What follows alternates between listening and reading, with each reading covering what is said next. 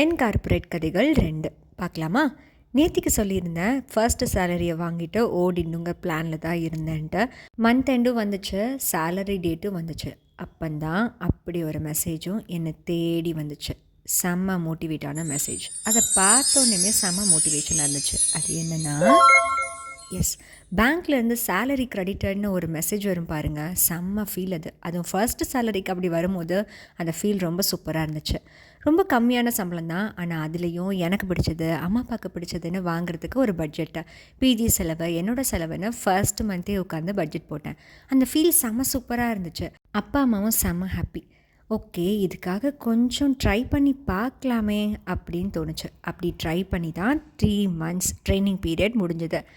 End of the training ஒரு exam வைப்பாங்க. அதுலேயும் சூப்பராக பாஸ் ஆயாச்சு. அத்தா நான் பாஸ் ஆகிட்டேன், எல்லாமே சூப்பர் அப்படின்னு நினச்சிட்டு இருக்கும் போது தான் தெரிஞ்சுது இனிமேல் தான் மெயினான கேமே இருக்குன்ட்டு. ட்ரைனிங் முடிஞ்சு ப்ராஜெக்ட்டுக்கு ஆர்டரும் வந்துருச்சு. இப்போ நீங்கள் வேறு ஊருக்கு ஷிஃப்ட் ஆகுங்கன்னு சொல்லிட்டாங்க.